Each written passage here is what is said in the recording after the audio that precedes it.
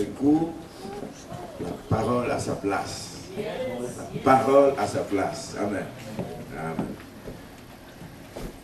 Le texte que nous allons lire ce matin est dans le psaume 1er. Psaume 1er, les 6 premiers versets. Dans le fond, les 6 versets du psaume 1er. Alors je vais lire. Heureux l'homme qui ne marche pas selon le conseil des méchants, qui ne s'arrête pas sur la voie des pécheurs et qui ne s'assied pas en compagnie des moqueurs, mais qui trouve son plaisir dans la loi de l'Éternel et qui la médite jour et nuit. Il est comme un arbre planté près d'un courant d'eau qui donne son fruit en sa saison et dont le feuillage ne se flétrit point. Tout ce qu'il fait lui réussit. Il n'en est pas ainsi des méchants. Ils sont comme la paille que le vent dissipe. C'est pourquoi les méchants ne résistent pas au jour du jugement, ni les pécheurs dans l'assemblée des justes, car l'Éternel connaît la voie des justes et la voie des pécheurs mène à la ruine. Le verset qui m'intéresse ce matin, c'est quasiment les 3 premiers versets. Heureux l'homme. Si un homme veut être heureux, voici ce qu'il ne doit pas faire et voici ce qu'il doit faire. C'est à cela que se résume ce psaume. Si un homme veut être heureux, et Dieu veut que nous soyons heureux, mais il nous dit, voici ce qu'on ne doit pas faire et voici ce qu'on doit faire. Et ce que nous voulons que nous soyons, c'est que nous soyons comme un arbre, au verset 3, planté près d'un courant d'eau qui donne son fruit en sa saison et dont le feuillage ne se flétrit point. Tout ce qu'il fait, il réussit. Seigneur, puisses-tu faire que cette parole devienne une réalité, Seigneur, dans la vie de ceux qui écoutent cette parole ce matin. Que cette parole devienne une réalité dans la vie de ceux qui l'entendent, de ceux qui la saisissent, de ceux qui y croient et de ceux qui veulent que cette parole produise des effets dans leur vie. Ma prière ce matin est que l'année débutant avec une telle parole, Seigneur, que cela nous amène réellement à cette année de productivité pour que l'Église, pour que nos vies portent des fruits qui réjouissent ton cœur, pour que nous portions davantage de fruits que dans l'année 2011. Laisse que cette parole nous travaille. Laisse que cette parole nous inspire. Laisse que cette parole nous encourage. Laisse que cette parole réellement nous ouvre les yeux aux réalités que tu veux dans la vie de ceux que tu aimes. Au nom de Jésus.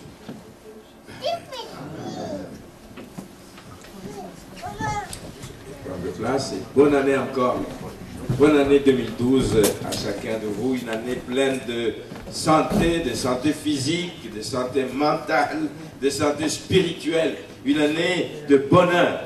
Et le message que j'apporte ce matin, c'est un message de bonheur. Où est-ce que nous allons trouver le vrai bonheur? Quelle est la véritable nature du bonheur? Le bonheur, ce n'est pas de courir derrière l'argent. Le bonheur, ce n'est pas d'en avoir plein dans les coffres, mais le bonheur est ailleurs. Nous allons le voir. Quelle est la vraie nature du bonheur? Et c'est bon qu'on le sache en début d'année. Parce que nous venons de passer du temps avec des amis, avec des familles. Nous venons de passer du temps avec des gens avec lesquels nous travaillons. Nous avons reçu des cartes de vœux. Il y a beaucoup de belles paroles qui sont là-dedans. Mais ce sont que des vœux. C'est des vœux que quelqu'un, quelque part, te souhaite. Mais un vœu ne se réalise pas toujours. C'est son vœu. Mais pour que certaines choses se réalisent et que réellement nous puissions vivre dans le bonheur, il faut que nous soyons des personnes qui prenons une décision. Ça veut dire que le bonheur dans la vie d'un être humain est le résultat d'une décision que la personne a prise. Amen. C'est important que nous puissions le comprendre. C'est le temps de l'année où on reçoit des vœux. C'est le temps de l'année où on se souhaite une année heureuse. mais nous avons notre part à jouer. Vous savez aussi que c'est la période de l'année où on prend des résolutions. Pour avoir trop mangé, il y a eu trop de dîners ici et là. Beaucoup sourient parce qu'ils savent par où ils sont passés. On a pris un peu d'embonpoint, un peu de poids. Alors il y a des résolutions qui se prennent à beaucoup de gens, des chrétiens comme des non-chrétiens, qui prennent des résolutions. Non, je dois perdre autant je dois perdre. Vous savez, ce n'est pas juste parce que tu le dis que ça va arriver. Il y a des actions à prendre pour que ces choses arrivent. Donc, les résolutions que nous prenons en début d'année ne doivent pas être juste des vœux pieux, mais doivent être des choses qui se concrétisent par des actions. Nous voulons le bonheur, il y a des actions à prendre pour qu'il y ait le bonheur. Et nous allons voir c'est quoi les actions que nous voulons prendre. Donc, si donc les résolutions que nous prenons ou que nous avons prises les années antérieures ne se sont pas révélées portant des fruits et des résultats dans notre vie, ça n'a pas été une véritable résolution. Comme j'ai dit, la résolution, ce n'est pas juste le vœu, c'est une décision qui va t'amener à poser des actes, à poser des gestes. C'est une décision de travailler, de changer quelque chose dans ta vie pour que quelque chose change dans ta vie. Tu dois réduire le repas pour perdre le poids. Tu dois faire des exercices pour perdre le poids. Tu dois, je ne sais pas, faire quelque chose pour que tu perdes le poids. C'est pas juste, Seigneur, Seigneur, Seigneur, Seigneur. Il y a des choses que tu dois faire et le Seigneur nous regarde. Pour ceux qui connaissent les hommes d'affaires du plein évangile, vous connaissez le fondateur de ce mouvement, il s'appelle Demos Shakarian. Il a écrit un livre que beaucoup de chrétiens ont lu, Les hommes les plus heureux sur terre. Lui, pour lui, les hommes les plus heureux sur terre, ce n'est pas des hommes qui viennent d'un continent ou qui viennent d'une autre planète. Les hommes les plus heureux sur terre doivent être les chrétiens. Ceux qui ont suivi Christ, ceux qui l'ont accepté comme Seigneur et Sauveur, ceux qui ont décidé, ceux qui ont un jour pris une décision de dire « Je m'abandonne entre les mains de celui qui est mort pour moi à la croix, celui qui a porté mes péchés, mes iniquités, mes problèmes. Je m'abandonne entre ses mains et c'est là que les choses changent. » Amen. Quand tu le fais, que tu le mets en pratique, quand tu le décides et que tu fais des actions en conséquence, rien à faire, tu dois être l'homme le plus heureux sur terre. Parce que tu as tout avec toi. Tu as le Seigneur dans ton camp. Tu as sa grâce dans ton camp. Tu as ses bénédictions dans son camp. Tu as ses promesses dans son camp. Tu as la sécurité qu'il accorde dans ton camp. Tu as tout de ton côté pour être heureux. À la recherche du bonheur, n'allons pas le chercher loin. Il est à notre portée. Il est à notre portée. Je voudrais vous conter une histoire. Est-ce qu'elle est vraie? Et c'est une anecdote, je ne sais pas, mais c'est une histoire. Quelqu'un, un jour, est en train de se promener dans un cimetière. C'est les cimetières en Amérique du Nord et une partie en Europe, c'est des cimetières bien soignés. C'est un endroit où des gens même vont se promener, prendre de l'air ou des choses comme ça. Alors quelqu'un est en train de se promener, il arrive devant la pierre tombale d'une personne et il est écrit dessus. Il dit, arrête-toi une minute, bien-aimé. C'est écrit sur la plaque. Arrête-toi une minute. Il dit, ce que tu fais maintenant, tu es en train de marcher, tu vis, tu te réjouis, tu prends ton temps. Ce que tu as fait maintenant, je l'ai déjà fait aussi dans ma vie. Et il continue, l'écrit, il continue à lire, il dit, mais maintenant, tel que tu es maintenant, ce que tu es capable de faire maintenant, moi aussi, j'ai été capable de le faire un jour dans ma vie. Mais ce que je suis maintenant, ce que je suis devenu, tu le seras aussi. Demain ou après-demain, personne ne connaît le jour ni l'heure. Tu le seras. Alors, dit-il, prépare-toi à me suivre. Ça interpelle. Hein? Ça interpelle. Tu sais, tu marchais, croyant prendre de l'air, croyant voir la beauté de la verdure. Des paroles comme ça t'interpellent. Ce que tu es maintenant, vivant, en forme, bien habillé, etc., je l'ai aussi été à un moment donné. Mais ce que je suis, ce que tu vois que je suis devenu, ça va t'arriver demain ou après-demain. Alors, tant que tu as envie, prépare-toi à me suivre. Ah, la personne dit non, je n'accepte pas ça. C'est comme une invitation à la mort ou je ne sais pas quoi. Il dit non, non, non. Lui aussi a écrit. Il dit te suivre n'est pas mon intention. En tout cas, pas maintenant. Te suivre n'est pas mon intention. Je suis bien là où je suis. Je suis bien dans ce que je fais. Je suis bien dans ma peau. Je me sens bien. Il dit tant que je ne sais pas par quel chemin tu es passé, je n'oserai jamais te suivre. Je ne connais pas les chemins. Qu'est-ce qui t'a amené là où tu es maintenant? Je ne connais pas ce chemin. Je ne peux pas te suivre parce que je ne sais pas par où tu es passé. Si je passe par le même chemin, peut-être c'est demain mon tour, alors que je peux encore rester 1 an, 2 ans, 3 ans. Une belle interpellation qui nous montre, au lieu de se poser des questions, qu'il n'y a que 2 voies. Et c'est le titre même du psaume premier chez moi. 2 hommes, 2 voies, 2 destinées. C'est bon qu'on le comprenne en début d'année. Il n'y a pas 36 chemins, il n'y a que 2 voies. Il n'y a que 2 voies. Donc s'il y a 2 voies, il y a 2 destinées. On ne peut pas faire semblant. On oublie souvent que notre vie est un voyage que nous faisons et qu'il y a un terme à ce voyage, ici-bas. Amen. On peut emprunter 2 chemins. Il n'y a que 2 chemins qu'on peut emprunter. Le chemin qui mène à la vie éternelle et le chemin qui mène à la perdition éternelle. Il n'y a que 2 voies que l'on peut suivre. Alors, donc, il y a 2 chemins par où une personne peut passer, comme le dit le psaume 1. Le chemin des méchants et le chemin des justes. Les justes, c'est-à-dire ceux qui mettent la parole de Dieu en pratique, ceux qui vont s'y ressourcer, ceux qui vont aller chercher la lumière dans cette parole, ceux qui vont aller chercher les meilleurs conseils dans cette parole, ceux qui vont aller chercher l'énergie dans cette parole. Ça, c'est les justes. Et qui la mettent en pratique. C'est bien de la connaître, mais il faut la méditer jour et nuit. Voici ce qu'il dit. Heureux sera l'homme s'il ne marche pas selon le conseil des méchants, s'il ne s'arrête pas sur la voie des pécheurs, s'il ne s'assied pas en compagnie des moqueurs. Mais il sera heureux s'il trouve son plaisir dans la loi de l'Éternel. Non seulement il trouvait le plaisir, mais il va la méditer jour et nuit. Voici 2 sortes d'hommes que nous trouvons sur terre.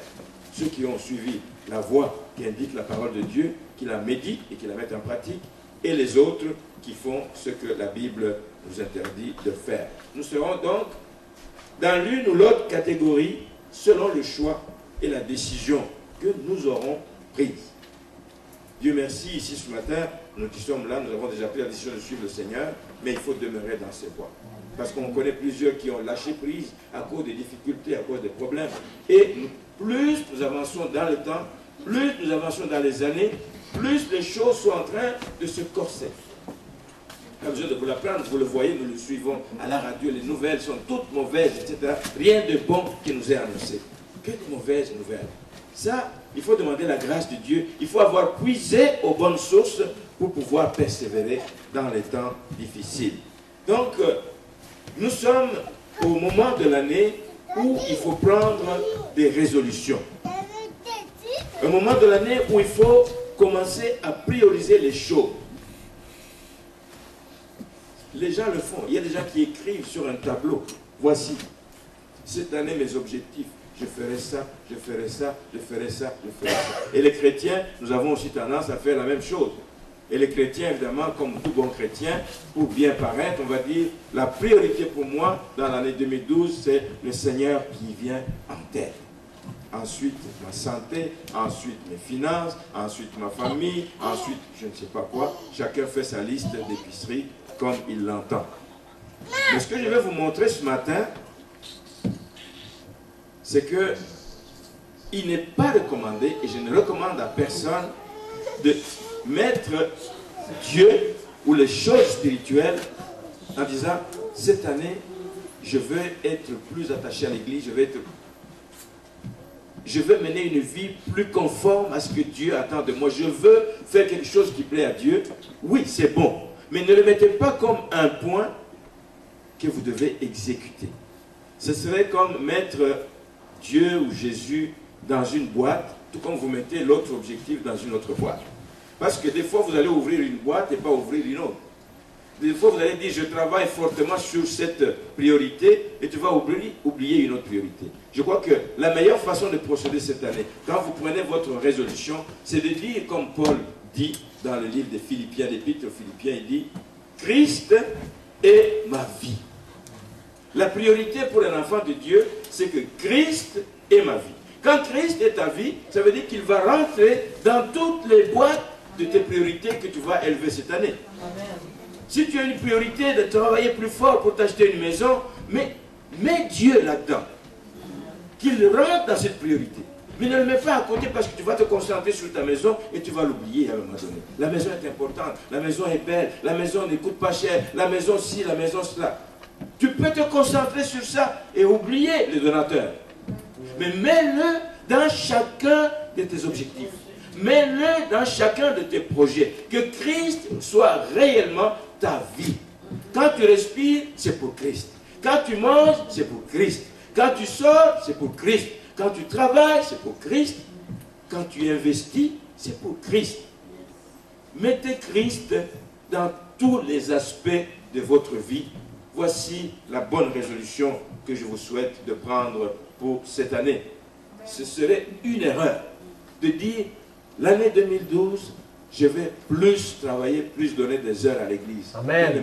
C'est peut-être un vœu, mais ça risque d'être un vœu pieux. Parce que confronté à toutes sortes de situations, tu vas t'apercevoir que tu n'as pas donné ce temps. L'année va finir, tu vas dire, j'avais promis, je n'ai pas pu le faire. Tandis que si Christ est au cœur de ta vie, il n'y a rien que tu vas faire où Christ va être absent. Rien.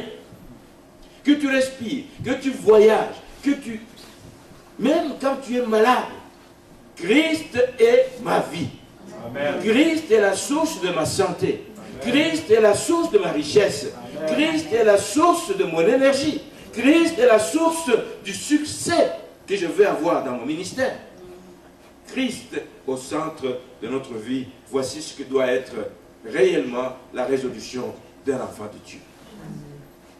Je vis pour lui. J'apprends. Je vais à l'école pour lui. Pour les gens du monde, c'est insensé de dire ça. Non. Je vais apprendre, Seigneur, pour que je ne sois pas la queue, mais que je sois la tête. Pour que ta parole s'accomplisse dans ma vie. Alléluia. Gloire à Dieu. Gloire à Dieu. Il y a des chances donc que si nous le mettons dans nos priorités, qu'il entre réellement dans notre résolution comme la principale résolution, que nous puissions réellement avoir du succès. Alors quand Christ est ma vie, quand Christ est ma raison d'être, comme nous avons chanté ce matin, le Seigneur t'a inspiré, c'est ma passion, c'est ma raison d'être. C'est ma raison d'être. Quand je mange, c'est pour Christ. Pourquoi? Parce que je vais entretenir ce temple, le corps qui est le temple du Dieu vivant. Christ doit être le centre de notre vie. Quand Christ est ma vie, quand Christ est ma raison de vivre, et que quand ceci n'est pas seulement un slogan, parce que beaucoup de chrétiens, ils ont mémorisé, on parlait hier d'un homme qui se vantait de connaître 1000 versets. Et je connais par cœur 1000 versets. Quand je passe, je largue des versets au visage des gens. Mais est-ce que tu vis ce que tu largues? Non. Christ est ma vie. Les versets, je n'ai pas besoin de dire, c'est Luc 8, 25. C'est bon quand je le sais. Mais quand je le vis et que je sais que ça existe dans la parole, c'est beaucoup mieux que de mémoriser 1000 versets et de montrer à la face du monde que je sais, je suis au courant, je sais que c'est à tel endroit. C'est bien beau, mais ce n'est pas ça l'essentiel. Quand Christ est ma vie, il y a des conséquences positives dans la vie des enfants de Dieu. Amen.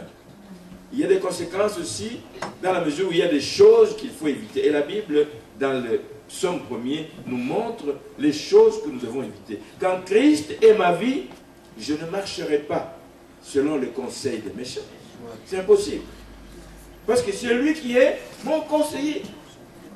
Nous l'avons vu, Isaïe 9, verset 5.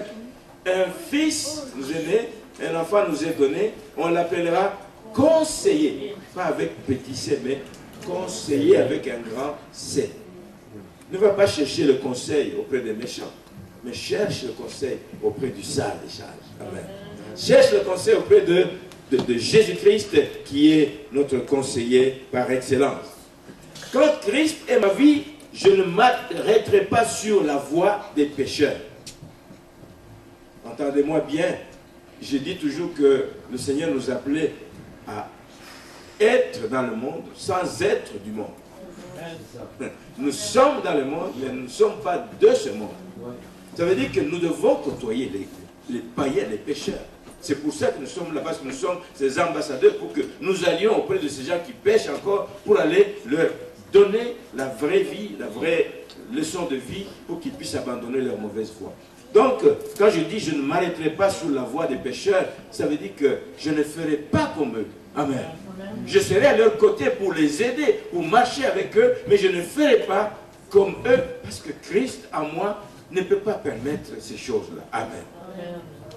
Quand Christ est ma vie, bien-aimé, les choses doivent changer. Je ne peux plus m'arrêter en compagnie de mon cœur. Je ne peux pas m'asseoir sur le banc de mon cœur. Des gens qui disent du mal dans le dos des autres. Des gens qui passent du temps à critiquer. Ça, ce n'est pas la vie d'un enfant de Dieu. Ça, c'est une conséquence de ceux qui mettent leur vie en ordre, de ceux qui marchent avec le Seigneur depuis le début de l'année et pour lequel le Seigneur est une priorité qui rentre dans tous les aspects de leur vie. Christ est ma vie, je ne marcherai pas selon le conseil des méchants, parce que j'ai le conseiller par excellence. Je ne m'arrêterai pas sur la voie des pécheurs et je ne m'assierai pas en compagnie des moqueurs. Je ne le ferai pas. Par contre, il y a des choses que je ferai quand Christ est en moi. Quand Christ est ma vie, je trouverai son plaisir dans la loi de l'Éternel. Je trouverai le plaisir, mon plaisir à moi, ce sera d'aller puiser dans la voie de l'Éternel, dans la loi de l'Éternel. Qu'est-ce que la loi de Dieu me dit? Qu'est-ce que la parole de Dieu me recommande? À un moment comme celui-ci, dans une année comme celle-ci, alors que je traverse une situation comme celle-là, est-ce que je vais recourir là où les gens du monde recourent, ou je vais recourir dans la parole de Dieu pour aller chercher conseil dans la parole de Dieu? Christ est ma vie.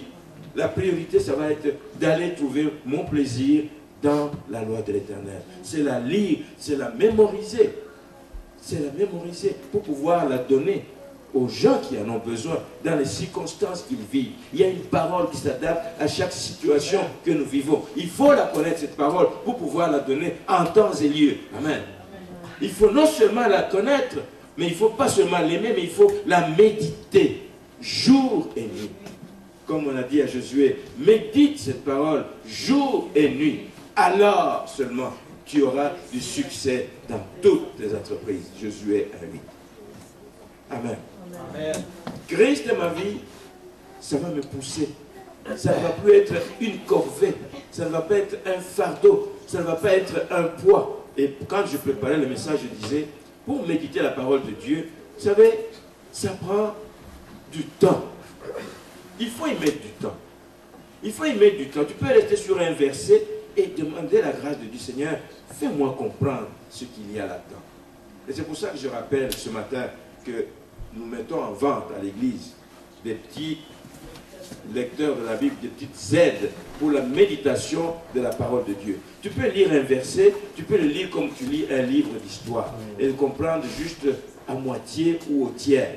Mais quand tu vas aller scruter au moyen des commentaires bibliques, au moyen de ces pains de vie, pains du jour, ça te permet d'aller en profondeur et d'aller trouver d'autres richesses que tu n'avais jamais vues dans un verset. Combien de fois, malgré nos 30 années de vie chrétienne, des fois, tu arrives devant quelqu'un qui exhorte ou qui prêche et qui te sort un verset que tu as entendu 1000 fois ou 1500 fois, mais que tu n'avais jamais vu cet aspect. Ça s'appelle méditer la parole de Dieu. Aller scruter, aller en profondeur avec l'aide de Dieu, avec l'aide du Saint-Esprit, tu vas y arriver. Mais quand il voit que ton cœur cherche à puiser là-dedans. Amen. Donc, ce que la personne qui vit pour Christ fait, c'est qu'il trouve son plaisir dans la loi de l'Éternel. Il la médite jour et nuit. Mais il y a aussi des conséquences, et des conséquences positives. C'est là qu'il devient comme un arbre planté près d'un courant d'eau. Nous allons dans la parole de Dieu pour aller puiser. C'est une source inépuisable. Amen. Nous allons dans la parole de Dieu pour que nos racines aillent loin en profondeur. Que nous ne puissions jamais vivre la sécheresse, mais que nous puissions tout le temps puiser la source à la source. L'eau à la source. Être toujours en forme, être toujours un feuillage qui ne se flétrit point. Un arbre qui porte son fruit en sa saison. En sa saison. En sa saison. Un enfant de Dieu doit porter des fruits également en sa saison s'il met en pratique cette parole de Dieu. Amen. Donc il y a une conséquence si jamais nous faisons du Seigneur notre priorité. Si nous faisons du Seigneur notre premier choix. Je dis premier choix comme mode de vie, pas comme premier choix à côté d'autres choix, mais c'est comme un mode de vie dans lequel nous nous moulons. Tout ce que nous faisons, tout ce que nous embrassons, tout ce que nous entreprenons rentre dans cette couverture et est sous la couverture du Seigneur. Bien-aimés, nous avons dit que l'année 2012 va être une année de productivité après une année d'émondage. On émonde pour que l'arbre puisse fleurir encore plus, qu'il puisse porter des fruits. Nous pouvons nous attendre que l'année 2012 soit une année où nous portons des fruits, mais la condition et le secret résident dans ce que dit le psaume 1er. C'est à lire. Je me demande si c'est par hasard que ce livre est le tout premier psaume qui est là. C'est parce qu'avant de commencer toute chose, c'est ça que nous devons faire. Nous devons savoir. Avant de commencer toute chose, avant de rentrer dans une vie chrétienne, c'est des choses de base que nous devons connaître. Ce que nous ne devons pas faire et ce que nous devons faire pour que nous ayons du succès dans notre vie chrétienne. Donc, nous voulons être productifs pour l'année 2012. Notre vie, bien-aimée, si nous le faisons, va être comme une vie qui dégage un parfum agréable à Dieu. J'ai déjà donné ici l'exemple d'un serviteur de Dieu qui est invité à aller visiter un village pauvre en Amérique latine. Il va dans le village et puis on dit, ah, c'est dans ce coin ici, c'est des familles pauvres. Si on peut prier, si on peut les aider, si on peut mener des actions pour les aider. Et puis il passe, et puis un soir il est en train de passer vers la fin du quart de travail des gens. Il passe à côté des filles, oh là là, habillées vraiment en lambeaux réellement. Il a vraiment vu la misère. Mais curieusement, en passant à côté de ces filles, il sent l'odeur d'un parfum, mais un parfum très cher.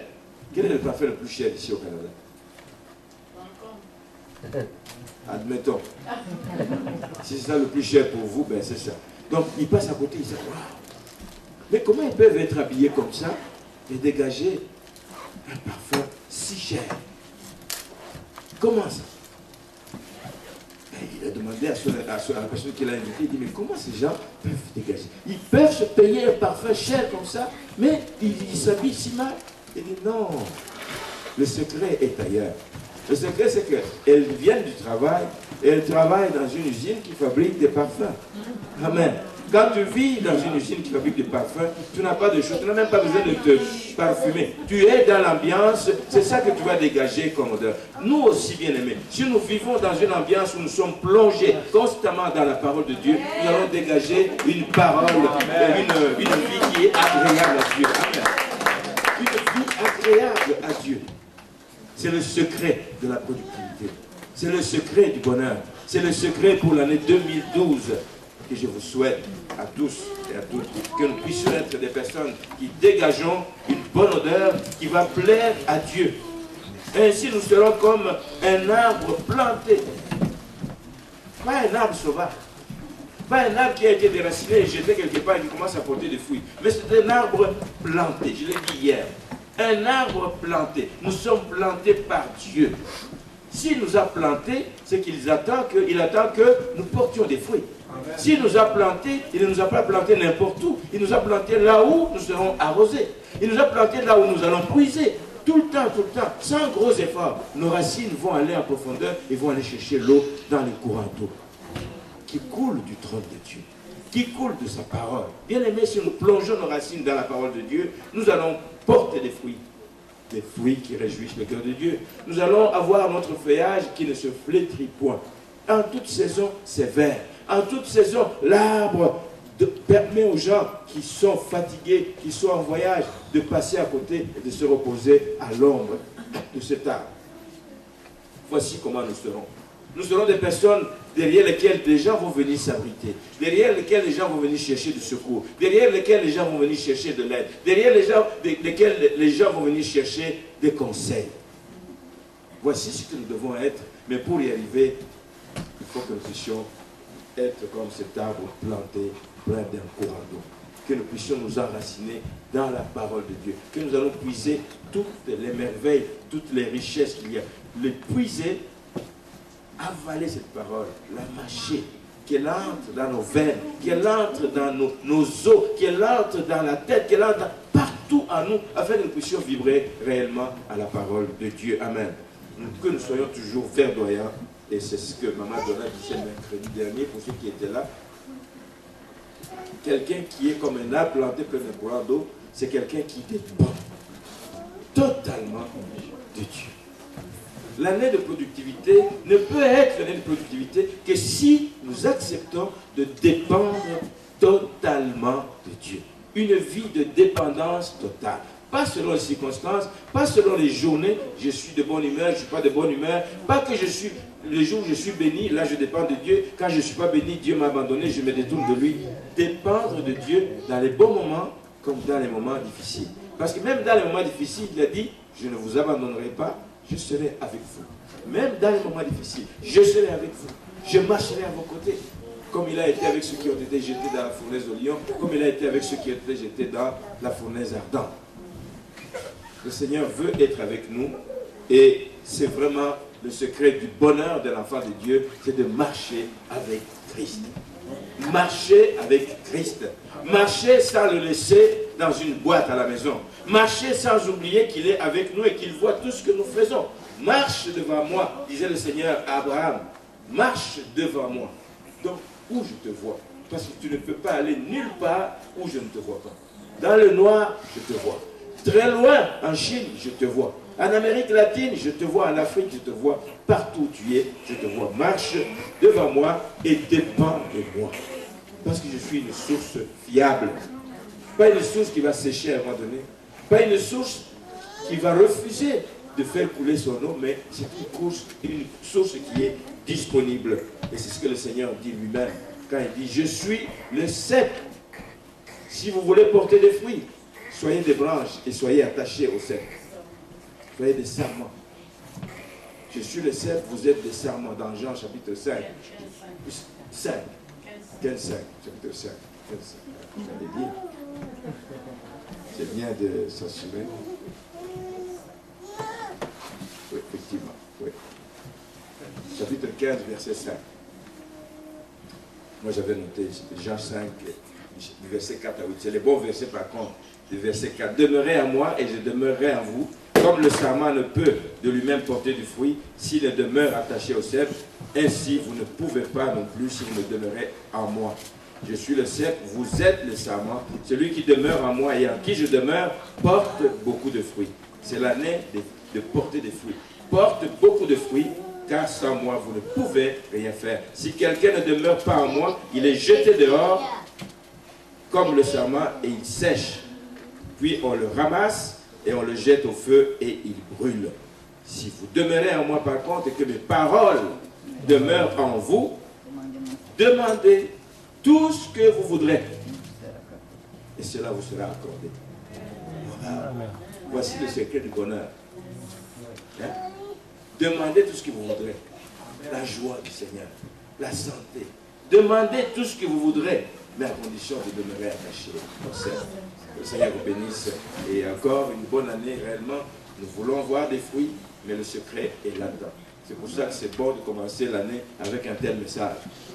Où est le secret du bonheur? Où est le secret de la réussite? Où est le secret du succès? Psaume 1, verset 1 à 3. Soyons comme cet arbre planté près d'un courant d'eau. Alors nous inclinons notre tête dans la prière, que le Seigneur nous fasse réellement grâce ce matin.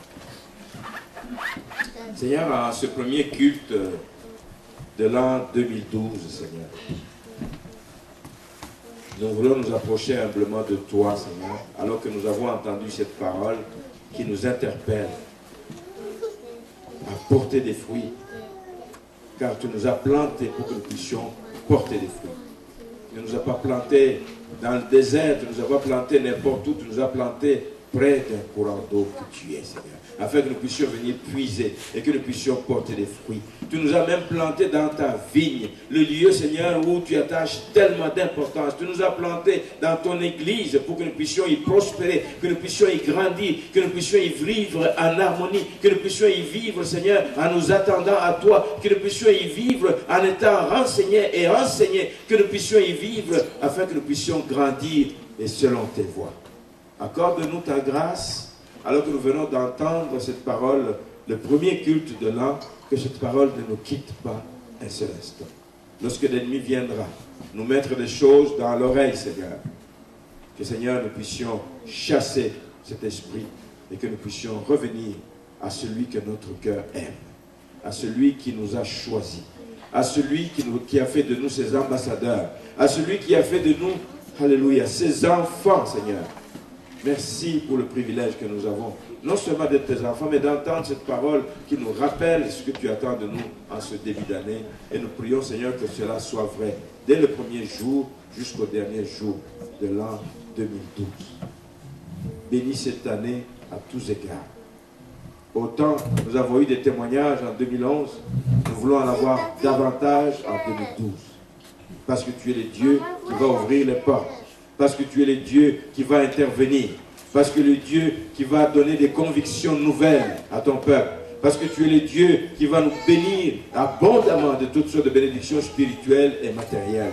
Parce que tu es le Dieu qui va nous envoyer, Seigneur, de nouvelles personnes qui vont se donner à toi, Seigneur. Que tu vas faire de nous, Seigneur, alléluia, d'être le sel de la terre et la lumière du monde. Que nous puissions briller et attirer ceux qui ne te connaissent pas à toi. Sers-toi de nous, Seigneur. Nous voulons nous disposer et la seule résolution et la principale résolution que nous voulons prendre en rapport avec notre attachement à toi ce matin, c'est que nous voulons faire de toi le centre de notre vie.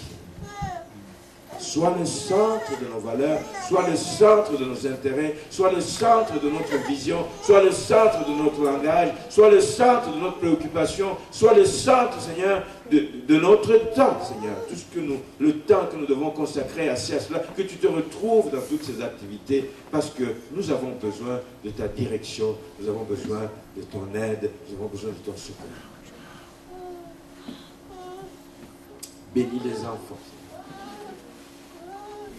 Bénis les moniteurs et les monitrices de l'école du dimanche. Bénis, Seigneur, tous ceux qui donnent de leur temps pour la jeunesse de cette église. Bénis, Seigneur, ceux qui œuvrent dans le ministère de louange, Seigneur. Ce qui nous amène à la véritable adoration. Bénis les personnes qui travaillent à l'accueil.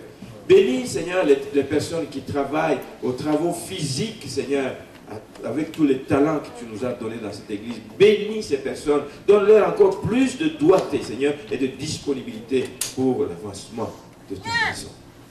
Bénis, Seigneur, les personnes qui dans le silence intercèdent.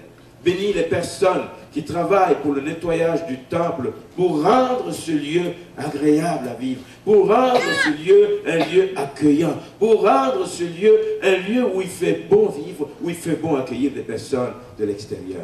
Bénis, Seigneur, chaque personne qui fait un geste quel qu'il soit pour l'avancement de cette maison et de ce royaume. Bénis, Seigneur, les gens qui donnent. Bénis ceux qui se dépensent. Bénis ceux qui se privent, Seigneur, d'un plaisir quelconque, pour qu'ils ne manquent jamais de rien dans ta maison. Et laisse que tu fructifies tout ce que tu as mis entre nos mains, afin que nous puissions réellement prospérer à tous égards, comme prospère l'état de notre âme. Bénis, Seigneur, au-delà de nos demandes. Bénis, Seigneur, au-delà de notre imagination. Bénis, Seigneur, au-delà de ce que nous pouvons croire, Seigneur, et exprimer de notre bouche. Bénis, bénis, bénis, et que le monde extérieur sache que ceux qui sont en toi sont bénis de l'Éternel. Au nom de Jésus. Amen. Amen. On acclame le Seigneur.